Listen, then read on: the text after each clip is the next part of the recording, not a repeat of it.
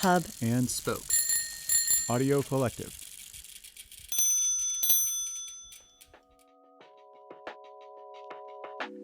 Commercial Type is now shipping Double Accent Pop, our first comprehensive type specimen in nearly a decade, featuring our full library in a compact paperback format. This book is intended for reading as much as it is for looking at type, with an essay by writer Molly Lambert exploring why some of the most iconic duos in pop music history flourished or flopped. Workshop's founder Chris Wu had free reign on the design, giving each thread its own layout and showcasing the entire Commercial Type library. The specimen is a buoyant fusion of content and form, irreverent, opinionated, and exhilarating. Find it now at commercialtype.com.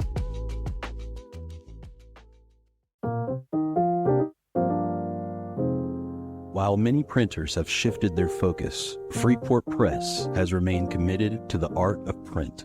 For companies that need a printing partner for magazines, look no further than Freeport Press. We offer the capabilities a customer would expect from a national printer while offering the level of customer service clients expect from a family-owned business. Freeport Press. We do print, and we do it well. FreeportPress.com.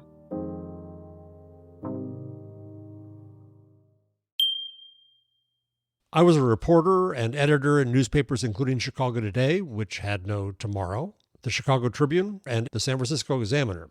I made a shift to magazines, becoming TV critic for People, where I came up with the idea for Entertainment Weekly launching in 1990. After a rocky launch, a story I tell in my new book, Magazine, I jumped ship for the Daily News, then TV Guide, and finally the Internet at Advanced Publications. I left to teach and write books about the fall of mass media in 2006. My name is Jeff Jarvis, and this is The Next Page.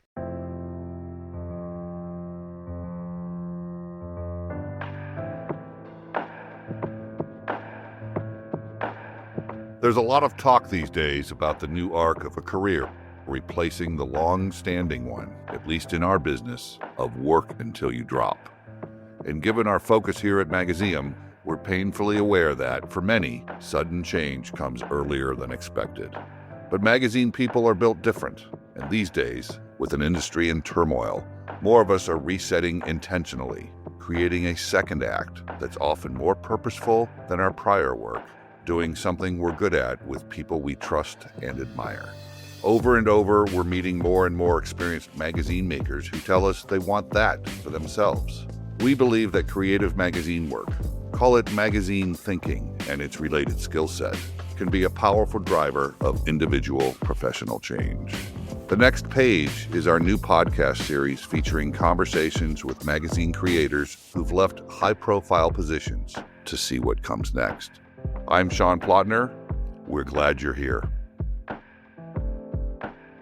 Early in your career, Jeff Jarvis wrote TV criticism. Now you have focused a sharp eye on the state of journalism, most notably the failures of the New York Times and mass media. Your post-magazine career includes being a professor at the City University of New York's Graduate School of Journalism. You're the author of several books and a blogger at buzzmachine.com with a primary focus on assessing journalism and, more specifically, the New York Times for their numerous infractions. It's a pretty interesting career arc, and of course, a lot of it in the magazine world involves your starting Entertainment Weekly, a magazine that I dearly miss. That's quite an arc, but let's start with just a quick summary of the young Jeff Jarvis. Can you tell us where you grew up and maybe when the first time you remember a magazine affecting you in any way?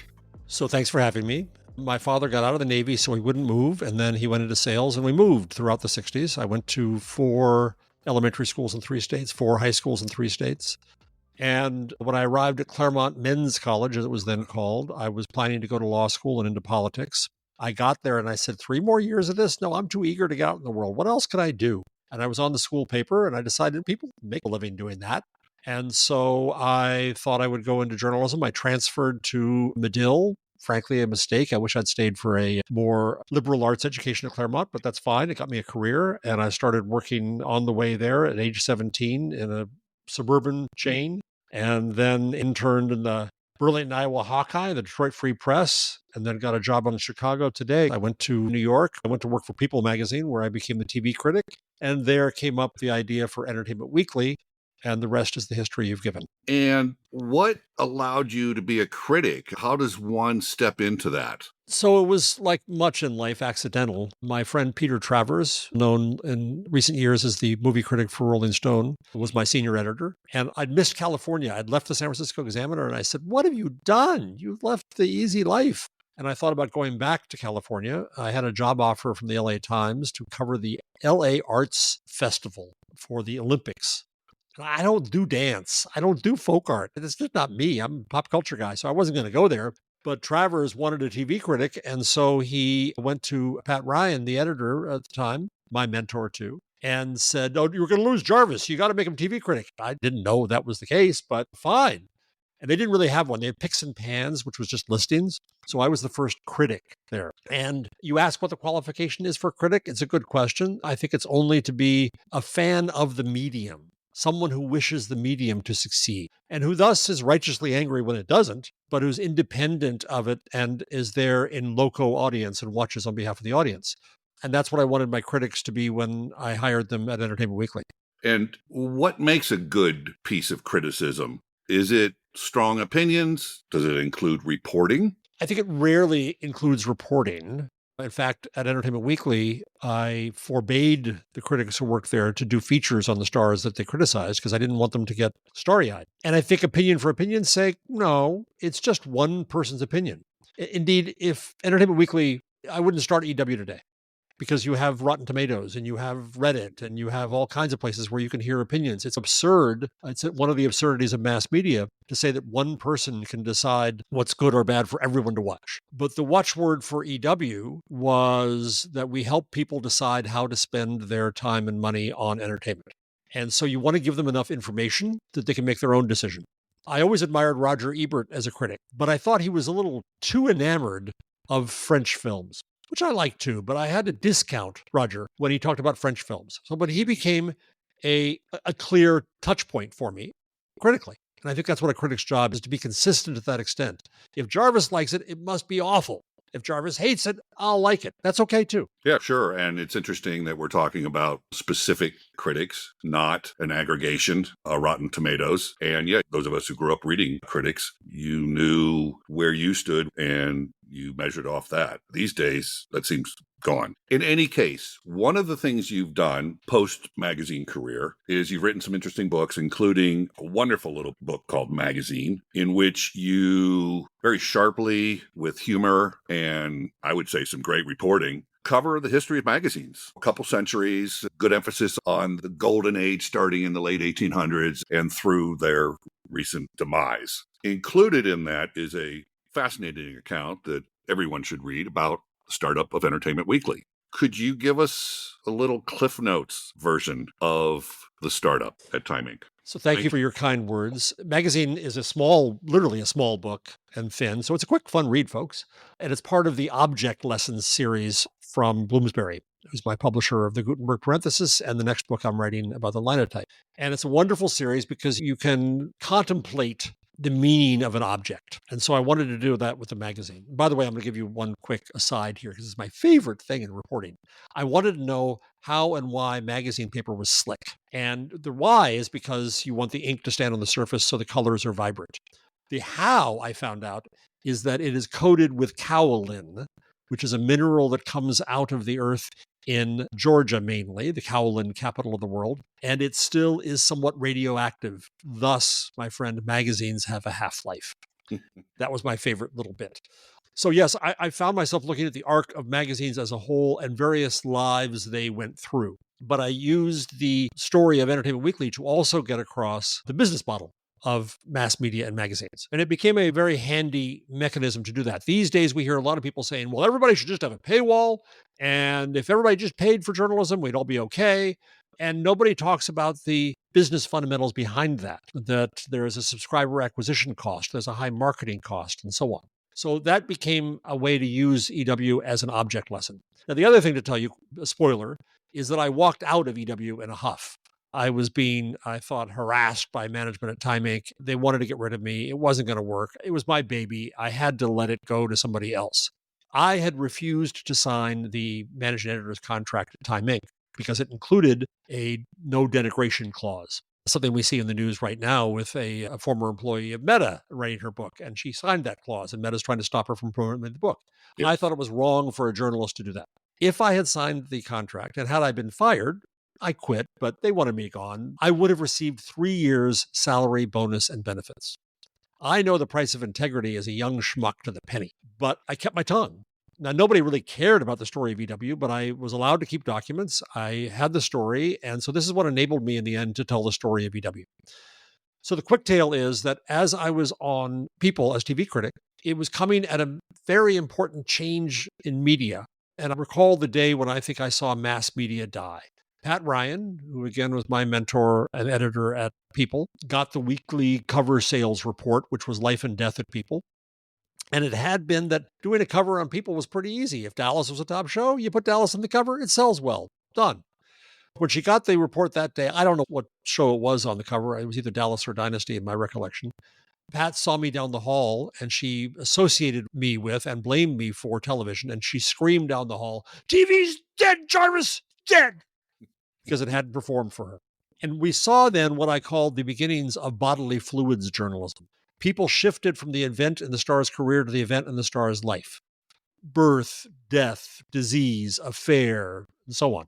And so I said, there's an opening here for a magazine to, in fact, care about the products of entertainment and help people through that. At the same time, we saw an explosion of choice, which the media industry considered fragmentation, but the audience saw as choice because we now had these fancy new things with blinking 12s called VCRs. We had cable, we had CDs, beginnings of that. And so we had all kinds of new entertainment options that didn't exist before. So I saw the opening for a magazine that would help people decide how to spend their time and money. I wrote a memo proposing the magazine and I put it online. I can send you that link for your listeners to find that. Henry Grunwald, the then editor-in-chief of Time Inc., there was only one editor-in-chief. Everyone else was a managing editor, rejected the proposal. And his rationale was people who watch TV don't read, which makes one wonder why Time magazine advertised itself on television, but we'll go past that. It languished for 6 years, going through silence for a long time, getting dusty. But then along came a guy named Mike Klingensmith, who was CFO of the magazine company, who had a similar idea. And one of the executives said, "Oh, Jarvis was there before you. You should talk to him." So we worked together of sorts, and I was seconded from People to do prototypes. We sent out junk mail for those prototypes, which is now illegal. It's called dry testing. We're advertising something you didn't have, but that's how we could find out what we thought the audience was and the demand was, what the cost would be of marketing the magazine, and so on. And the numbers looked good. And Klingensmith and I prepared all kinds of proposals and went to the board. Time Inc. being Time Inc. was a culture of task forces. And because they had wasted a fortune on TV Cable Week, they were gun shy. So they appointed a task force to kill the idea, literally. And the task force had to come up with every reason not to do it. And they did. But Jason McManus, who succeeded Henry Grunwald as editor-in-chief of Time Inc., wanted to make his mark by starting a new magazine, because that's what you did at Time Inc. And this idea was there, and it seemed good. And by the way, the company was about to enter into a takeover battle with Paramount and then Warner Brothers. They were going Hollywood. This is an entertainment magazine. I should have seen the peril that lay there, but I did not. And so they did decide to start the magazine. Okay, so I'm getting to the end of the story. So as the magazine launched, we had special offers from the circulation department. 4 free issues. Now, the way that operates in circulation land is we'll send you these issues, and then we're going to bill you, and we won't charge you for them, but we're billing you for the year minus them at whatever rate we have. It's all a show. And what happened was, part 2 of the story is that this was not going to be a newsstand magazine. It was not the National Enquirer People about bodily fluids, right? I want to know. It was instead about your habits, your weekly habits. So it was intended to be a subscription magazine. But nobody told me that the circulation director had bought wires, positions at newsstand and at checkout, at Kmart and Caldor and all kinds of mass outlets. So my first issue, the cover, was K.D. Lang, absolutely unknown Canadian country crooner. Third issue, I think, was Tim O'Brien's book, The Things They Carried, about Vietnam War. As the circulation director said, it was the only magazine camouflaged at the newsstand. So the returns from newsstands were high, and come time to actually pay for the magazine, people didn't pay. They came after me. They're canceling, Jarvis, they're canceling. The research had said that our audience was going to be yuppies, mid-30s. In fact, the audience turned out to be very young, teenage and 20s. They don't have the money to pay this. You tell them you're going to get 4 free of something, they'll take the 4 free of something, then they're not paying because they don't have the money. And they're cheap bastard parents weren't giving them the allowance, letting them pay for it. So they weren't paying up. So there was a panic, absolute panic. Everything was blamed. The design was blamed. The fact that it was one of the first major magazines, thanks to my wife, Tammy Westmark, produced entirely on Macintosh. Your damn postmodern font was blamed. That body type was Caslon, designed in 1730. The critics were blamed. Honest to God, Dick Stoley, the legendary editor from Life, who was then a top editor, did a grade point average because we gave grades to magazines. And he said, you're being too mean to entertainment. I finally had it and knew I had to hand the magazine over to friendlier hands. And so one fateful Friday, I threw a copy down on the floor as Gil Rogan, the former editor of Sports Illustrated, was driving me insane and said, I don't have to take this. And I left. So you detail this in the book, Magazine, and one of the things that comes across to me is quite interesting is dealing with the Brahmins at Time Inc. As you write later in the book, the internet exposed the inexorably elite and isolated nature of the medium. And I think there's a direct line from that to the self-appointed arbiters of what a good magazine or what the culture was at Time Inc. And I just wondered if you would talk about that a little bit. Yeah, it goes back to the various missions of magazines over the years. Right? If we start with Tatler and Spectator in London, it was to spark and capture and inform the conversation in Habermas's coffee houses of London. And then you move forward, and Harper's magazine in 1850, its mission was curatorial. Thanks to steam-powered presses, there's all kinds of good stuff out there, and we're going to find it for you. Then you move to 1893, and Frank Munsey created the business model for the attention economy. He sold his magazine at a loss and made it up on advertising. And then you hit the 1920s, and Henry Luce and Time Magazine, Fortune, Sports Illustrated, and the others. And the mission of that company was, I think, in some measure, to dumb down the world for an audience, to make them think that they were smart. Here's the whole week in one magazine. And they wrote in their own idiosyncratic way, and they had very smart correspondents. I'm not saying there wasn't very good journalism there. There absolutely was. But it was a bit condescending in its ways. And it was produced by people who came from the Ivy League. And I think they looked down on the audience. As I was fond of saying at People, there were two guys named Jones. Neither was Bob. One was Cranston and one was Landon. One was Princeton and one was Yale. And that spoke for the company. And it was a media company in that sense, to use the law firm idea. It was rich people. When I started EW, Pat Ryan was also proposing a resurrected weekly version of Life, where she was the editor then. And she said, Jarvis, they're setting us in competition. Only one of us is going to win. And they think that we dislike each other. They're going to want you to start your magazine. But you're not one of them, and you never will be. And the best we can do is get you through 2 bonus periods, and then you're out. They're going to use you to start it. And that's a variation on what indeed did happen. But when I came to Time Inc. from newspapers, they said, oh, newspaper people do not succeed here. No, magazines are different. Magazines are a certain way. And I had to do a tryout week. And the first day they gave me reporter's notes, as happens at Time Inc., and then a bunch of clips and said, write this 100-line story. Okay, I spent an hour or two writing it. Like, okay, next, give me the next one.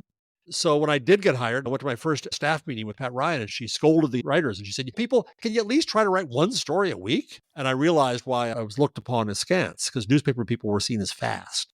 Magazine people were careful, and they had this hubris. And I think that's part of the issue of the magazine. Magazines should have seen themselves as maypoles of culture, of gathering points of common taste and interest and circumstance and need. They should have seen themselves as the basis of community, but instead they saw themselves as the manufacturers of content, and a special content at that. Entertainment Weekly did go on to be in very good hands. Jim Seymour took it over. I worked with Jim at People, and I knew that they would appoint him, and I knew the magazine would be safer with him. And it went through a time when what they tried to do was they tried to make it into People Junior. They wanted to be a newsstand hit, and it wasn't that. It was never meant to be that. And after a short try, they returned to the essence of what the magazine was meant to be, which was a magazine of criticism. And it lasted for a lot of years, but may it rest in peace. It's now out of print and online only, and may it rest in peace. Yeah, and it's not what it was online, certainly. And no. I'd just like to say that I was a big fan, and I still yearn for an Entertainment Weekly. Everybody does their 10 things to watch this week, or here's 5 books coming out next year. I want it all in one place. I want it all in one place with that design that had my eye roving everywhere, and a real voice and a real sense of humor. Yeah, but now again, I don't want something that speaks for everybody at once. I think there's the opportunity to say, oh, people like me, whatever that means, like this, people who have similar tastes to me, people who love mysteries or hate mysteries. And I wish there were more book reviews in the New York Times Book Review. When I worked at Condé Nast, I tried to convince the New Yorker to say that I don't care about a bestseller list of the whole world. That's meaningless. But if I had a bestseller list of New Yorker readers, oh, that'd be fascinating. I'd love to have that. Yeah. Yeah. Just a final word on the book. It's also fascinating and illuminating to note how digital has evolved, albeit in a fraction of the time, the same way that magazines did, from aggregation and how technology affected everything, from aggregation to advocacy, acquiring advertising. Of course, the effects are pretty different, but that's an interesting parallel in reading through the history that does not read like history. Yeah, it's interesting, too, to see the efforts that big old companies like Time Inc. went through with their Pathfinder disaster. They thought that this new thing, the internet, was just another distribution mechanism for them. And I give a lot of credit. I worked for Steve Newhouse directly at Advance Publications, which is Condé Nast and Advance local newspapers. And Steve taught me a tremendous amount. He's now in charge of the company. And he saw that magazine content wasn't valuable online. Companies thought it was. He was happy to do deals with them to get money out of them. But he understood that online was about finally conversation. And he pushed me very hard on our newspaper sites that we had forums and we had discussion. When I stood to the side while helping out with the founding of Condé Nast and Epicurious, Gail's Recipe Swap was the kind of star there. People could edit gourmet recipes, for God's sakes, and Bon Appetit recipes. That fundamental difference was important. And Time Inc. screwed it up. Murdoch really screwed it up multiple times. Other companies screwed it up. But Condé Nast in Advance, I think, because of Steve Newhouse, really had a different vision for what online could be. We'll be right back. Hi, this is Jeremy Leslie at MagCulture. We're proud to support the Print is Dead podcast because we love magazines too. Visit magculture.com and see why print is far from over.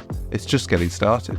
Read the journal for interviews and reviews, listen to our podcasts, visit our shop in London and online, and come to our live events in London and New York.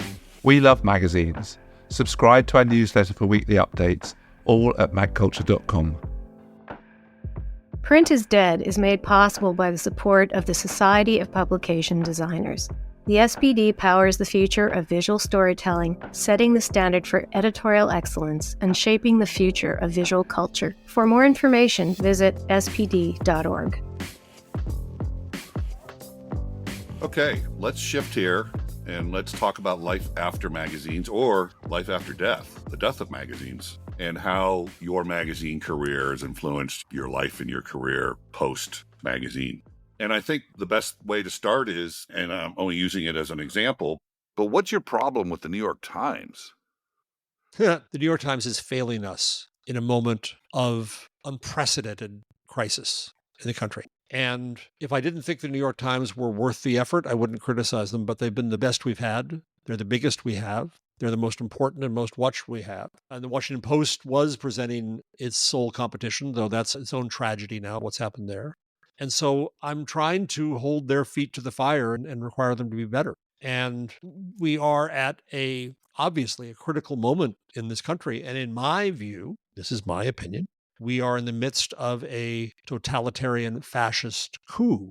And every day, the New York Times should have headlines in shock of what's happening. But instead, they find new euphemisms, they prevaricate, they pussyfoot around it, and they don't have the courage to have the judgment that we need in this time. You might say, why should we use a label like fascist?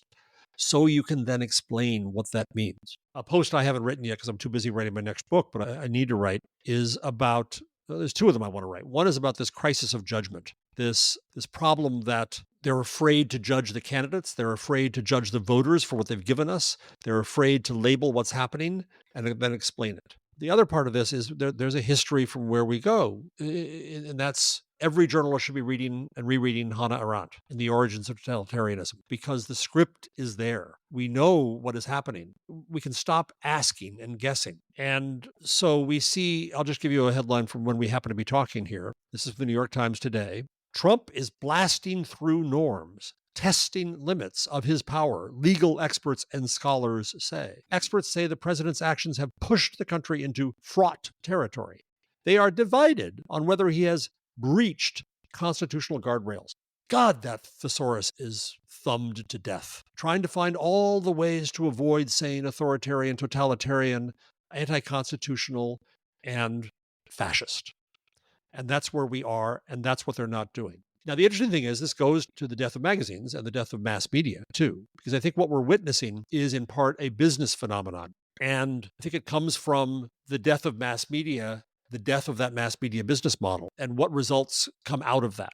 And in about 2018, Jay Rosen at New York University said the Times' primary support has now shifted from advertising to audience. Right? Frank Muncie's let's lose money on the audience and make it up on advertising. That model was finally coming to a close. And he said, this has to have an impact on the newsroom. And he didn't say what it was. But I'll carry that on now. And my theory of what it is that the Times is trying to say constantly to its audience, see, we can piss you off. You don't own us. And when they try to think that they're still mass media and that they should attract Trumpist voters and they piss off their liberal readers, they think that's a validation of their mass media strategy, when all they're doing is losing the audience that last supported them. And I think that they're rudderless. They don't know where to turn right now because they haven't shown shock. To suddenly today show shock is going to make everything that they haven't done over the last 8 years seem out of place. So they've boxed themselves in a corner where it's like living in a cotton wad and nothing comes across clearly.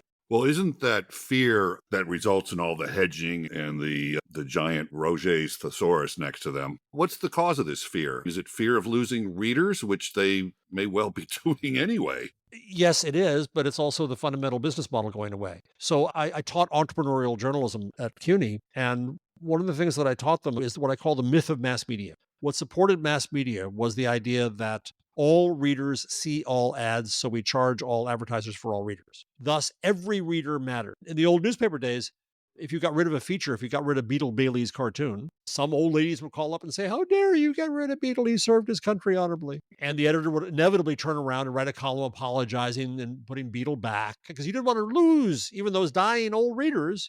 Because even if all she read was Beetle Bailey, you sold her eyeballs to every advertiser in the newspaper or the magazine. Come the internet, that goes away. And since this is a magazine-related conversation, I'll go down a slight nerd hole here. When the internet came along and I was working for Advance, Condé Nast, I was assigned to go and be the representative of the company on an audit bureau of circulations committee on online advertising. Woo, what fun. And our job was to define such things as a page view. That's how early this was. What does it mean to be a page? What does it mean to be a view? Because the presumption was that advertisers were going to want to audit the circulation, the total audience of a website, because that's what they did in magazines and newspapers, right? They're going to want to buy the big place because that's where their thing is going to be seen. It soon became self-evident that didn't matter at all because you no longer had the myth of mass media that every reader sees every single page of the website and thus every ad. So all the advertisers wanted was an audit of their ads where they were served. But what it really meant was that scale didn't matter anymore. Not really. Mass and size didn't matter anymore. It cut the hole through our entire business model and our self-image. We speak to the whole nation. We speak for everyone. We build bridges. No, to the contrary, we have a presumption that the people we speak to is everybody, and it never was. It was always a myth. So I think they're scared of losing not just their business model, not just their business, but also their stature in society. Well, and that goes to what you've said before about magazines are not communities. It should be. Could be. Yes, but they should be.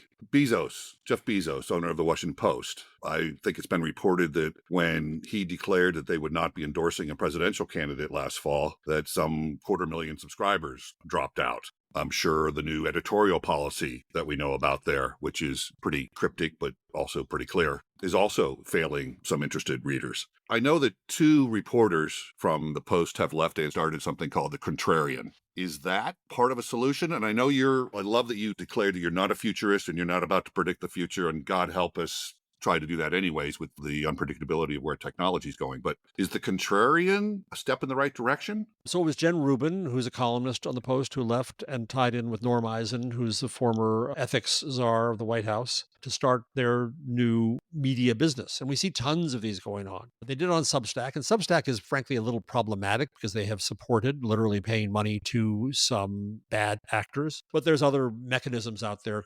Ghost is another one where you can do newsletters, or you can have a podcast like what we're doing right now, or you can be a YouTube star, or you can try to make it on any other platform that's out there today. Or you can have a blog. Blogs are not gone. Blogs are wonderful things. Easier to access than Substack, too. Exactly. So I think you've asked a few questions in that one question. The first issue is that the old structure that we had is going to go away. And after that will follow, and is following, chaos. And we need to reconsider the institutions that we have and what we need to do and what we need to build. In my other book, The Gutenberg Parenthesis, sorry for the plug, I revel in the story of the first reported case of censorship of print in 1470, about 15 years after Gutenberg's Bible. Niccolo Perotti, who was a Latin scholar, was much offended by a shoddy translation of Pliny.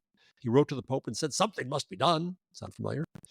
And that you, Your Holiness, should appoint a censor to check every form before it comes off the press. I thought about this and I realized he wasn't seeking censorship at all. What he was doing was anticipating the need for and the creation of the institutions of editing and publishing that would assure some measure of quality in print for a half a millennium. But those institutions are inadequate to the scale of speech today. What I celebrate about the internet is all the voices who've always been there, who weren't represented, weren't heard, weren't served in mainstream mass media run by people who look like us, old white men. Sorry about the old part. And we return, I hope, to an era of media at human scale. But as I say, between here and there, there's going to be chaos till we figure this out. There's going to be all kinds of things missing. I keep by my desk, and your listeners can't see it, but they're going to hear it. I'm going to plop this book I have on the desk.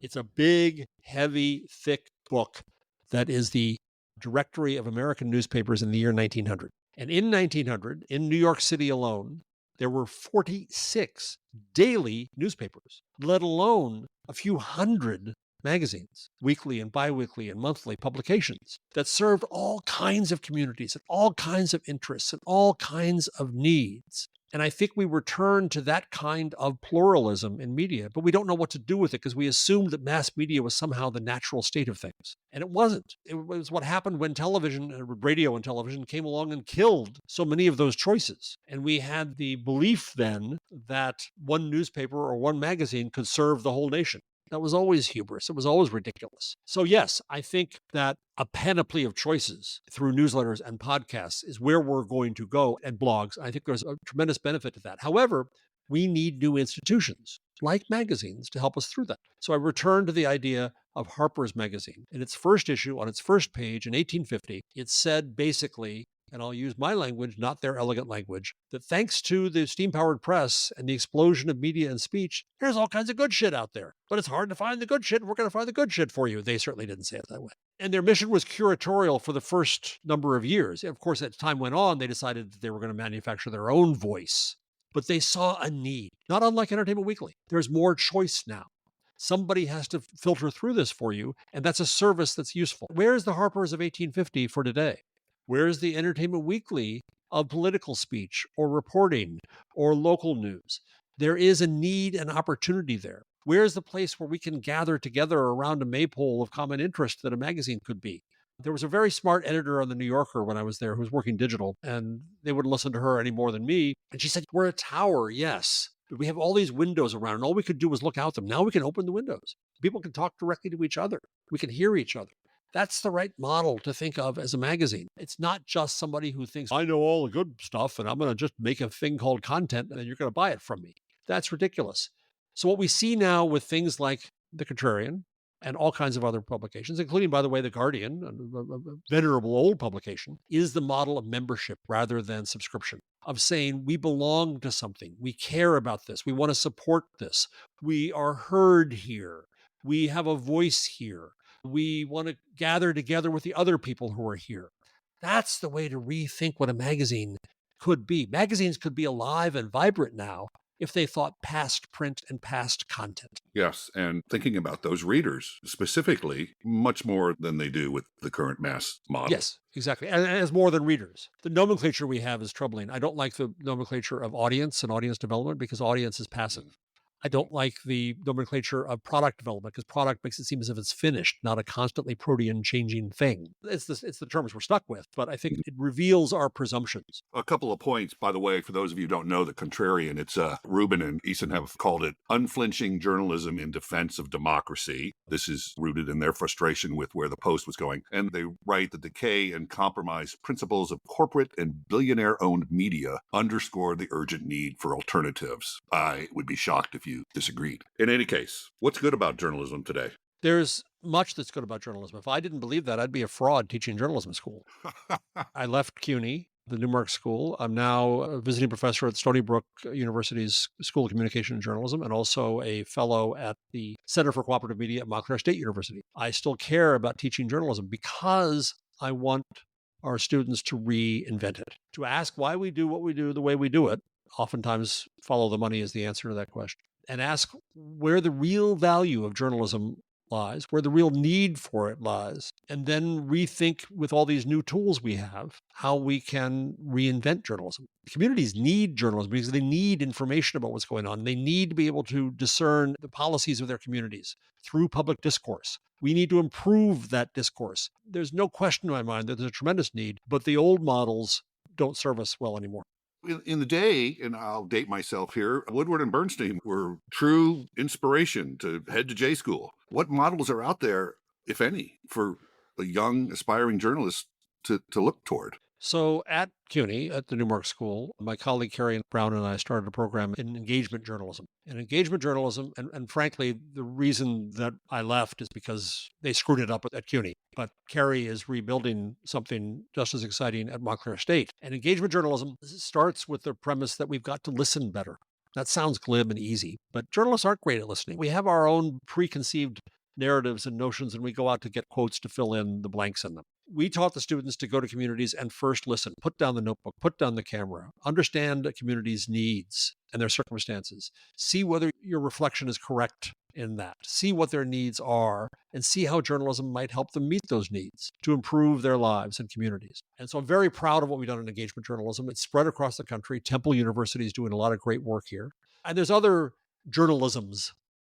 There's solutions journalism, which says you don't just concentrate on the problems, you ask what people are doing about it. There's constructive journalism that says that we don't just present a dystopian view of the world. There's deliberative democracy. There's a whole bunch of movements like this that I hope to bring together. I'd love to have them all in a room at once. But those are new models. And our engagement journalism alums do tremendous work, and they carry this torch better than Carrie and I did. And that's inspiring to see. So there are still people going to journalism school. And I always told them, I used to have the privilege of talking to all the students at Newmark in orientation. And I would tell them, learn what we're going to teach you, but then question it. Don't throw it all away, but throw away the things that you should throw away. Reinvent the things that you can reinvent. And I would point my finger at them and say, you're the future of journalism. I'm too old. You're the ones who can do this.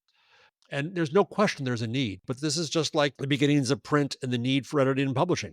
We need institutions that will help us through this, that we can trust, but that means we have to reinvent them. Well, it's great you answered one of my questions, and that is that there are still journalism majors out there. How would you characterize the students that you teach? I know it's a broad question, but what are they like? It changes over time. It's funny how every class can have its own kind of psyche, shared psyche. During the pandemic, it wasn't a happy psyche. But I think that the thread that would tie it together through most of my time at CUNY and into now is that students don't necessarily come out saying, I want to write for the New Yorker. Some do. God bless them, and I hope they do. A lot of students come out saying, I don't want to work for the man. I don't want to work for the big old institutions. I want to have an impact in society. Sure. I want to address issues of justice and fairness and equity. Now, some will put up their noses and say, well, isn't that advocacy? Fine. We've always advocated for justice and equity and fairness. There's nothing new about that. And so these students, though, take it seriously. And I think that the issue we have now, one of the reasons I'm so happy to be associated with Stony Brook, is that I'm working not only in a journalism department, but also communication, no S. And I think this is a time when we need communication scholars to help us understand what's happening in media and its relationship to society at a higher altitude.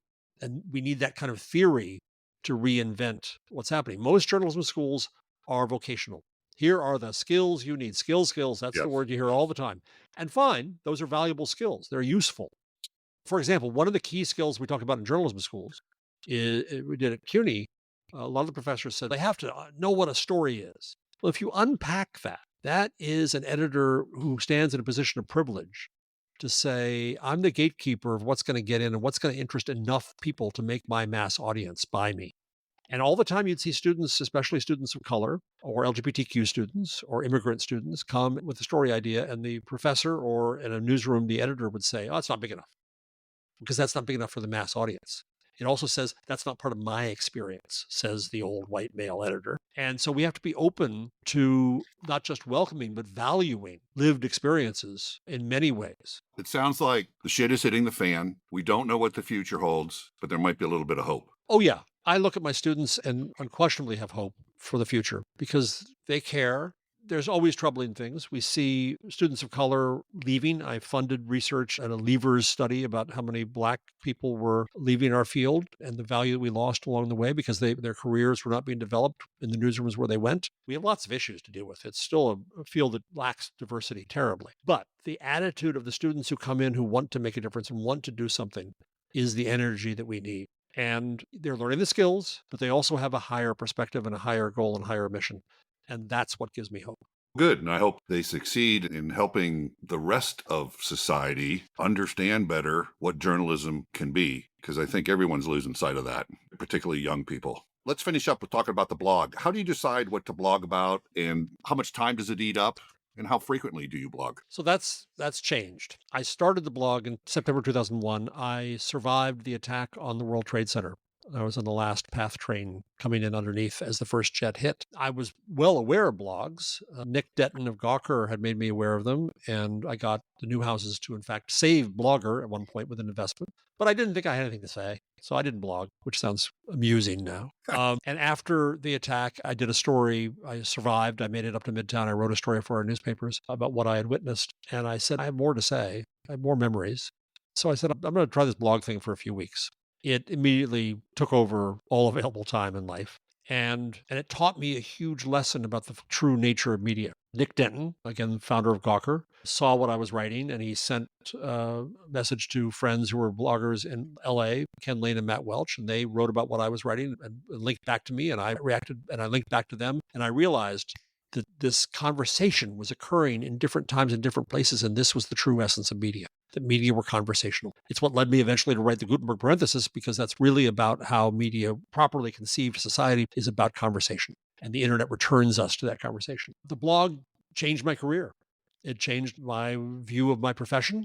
It changed, thus, my life. Wow. And I kept blogging and blogging and blogging, and then along came, like a squirrel to a dog, Twitter. And it was so easy to get a thought out on Twitter and to get reaction on Twitter and to get a conversation on Twitter. And I didn't abandon my blog, but I kind of abused it because I didn't do as much anymore. And I now, of course, regret that because my blog is on WordPress. It's open source. Much of my public discourse, my little corner of it, was on Twitter, which is a private company. It can be taken over by the narcissistic nihilist that is Musk, and thus endangered. So I think it's really important now that we support open source platforms. So the way I am now is I don't blog that often now. I blog when I have something longer I want to write. I use Medium, but I also post it onto BuzzMachine, which is on WordPress. That way it's my own spot, my own place. Right now I'm writing a book about the cultural history of the linotype, the machine that opened the door to mass media. You can see the thread in my thinking. And so right now I'm hardly posting at all, but I hope I'm, knock wood, near the end of the first draft of the book. And so there's things that are welling up in me I want to put in the blog. What I do on social media is every day I post the same things to Twitter. I will not call it X. And Blue Sky, which I want to support and I love, and Threads, because some people I care about are there, and Mastodon, because I really want to support ActivityPub, as well as Facebook and LinkedIn. So I just paste. And the conversations in each place are different. And it's interesting how they're different. I see no patterns, but they just turn out to be different and varied, and I value that. And I really value that ongoing public conversation. It's also my opportunity every day to point out with the hashtags Broken Times and Broken Post what they're doing wrong. And that drives me to ask, what nerves have you struck? What interesting feedback have you received, particularly about journalism, the Times, mass media? I would have thought that I would have gotten a whole bucket of shit for criticizing the Times and the Post, especially in this time when they're being attacked, when all of journalism is being attacked for the last 10 years as fake news, enemy of the people, and so on. It hasn't been the case at all. There's one loyal former Timesman who's now a professor who will come in and defend them ably, who I respect for doing so. But the anger at the Times and the Post, and right now the anger at the Democratic Party, is stunning. I wrote a piece for Columbia Journalism Review about this, and the mistake that I think that media are making, from Joe and Mika on Morning Joe through the New York Times, to think that they can appeal to the Trump right wing and in the process only anger the audience that was depending upon them. And we don't have a liberal media. We have institutional media that is trying hard, so hard not to be liberal that they're not speaking the truth and they're pissing off people. So the reaction that I get is constantly, yeah, go get them. I get so much of, why do you even read them anymore? You should cancel your subscription. No, I'm not going to do that. I'm going to read them. I'm going to criticize them. They still matter. I'm going to hold them to account. And let me be clear, I should have been clear earlier. There's still a lot of good journalism, and there are great journalists, and there's good, important, courageous work that's occurring on these publications. And that's all the more the tragedy that it gets lost in bad editorial judgment at the higher levels of these publications. And we see a brain drain, especially out of the Post. Jen Rubin is just one of many who've left the Post on a matter of principle, and the LA Times as well. People have had to leave there as well. And that's a tragedy, and it's a problem. And at the same time, the newspaper industry is primarily controlled now by hedge funds that are cutting to the marrow, and magazines are dying. Try to find a newsstand in Manhattan. You can't. I used to buy them by the pound. They had to double bag me out of Hudson's carrying magazines. I don't buy magazines anymore. And that's sad, but it's the state of things, and we have to recognize this new reality. And so I think that what matters to me more than anything is that conversation. And no, that doesn't mean that I have to listen to bigots and fascists, but it means that we can be in conversation with people who care about the things we care about. And that's what social media does still enable. The news media industrial complex hits inflection points almost as often as you hear the words breaking news. Jeff Jarvis argues that the news is indeed broken, at least when he looks at mass media. The idea that any single slice of the news industry can serve huge swaths of the population, it's sputtering. It fails everyone. As the large-scale model nears extinction, will a pluralism of journalism, as Jarvis suggests, emerge to present the wildly diverse perspectives of all communities? Is a multiverse of blogs, newsletters, and podcasts the answer? Stay tuned. Film or TikTok at 11. If you get excited by stories like this as much as we do, we want to hear from you. Shoot us an email at hello@magazeum.co. We'd love to hear from you. I'm Sean Plotner. Thanks very much for listening. For more on this and all of our episodes, visit our website where, in addition to complete transcripts of all our interviews, along with portfolios, archival photos, links, and other great information on our guests, you'll find our blog, Entry Points, about all things magazine, and our ever-expanding swag shop with all kinds of great custom merch. You can also support the podcast by clicking the adorable yellow button at the top of the page, all available at magazeum.co. Print is Dead, Long Live Print is a member of the Hub and Spoke Audio Collective, a nonprofit association of audio storytellers dedicated to promoting and sustaining high-quality, independent podcasting. Learn more at hubspokeaudio.org. Magazeum is made possible by the generous support of listeners like you. If you love our shows and can't wait for new episodes, or even if you just listen from time to time and love knowing we're here, please consider making a donation to help keep us going. Visit magazeum.co/support. Print is Dead, Long Live Print is a production of Magazeum LLC. For more information, visit our website, magazeum.co, or follow us on social media at magazeum.co. Please give us a like and a review on your favorite podcast app. It really helps. Thanks very much for listening.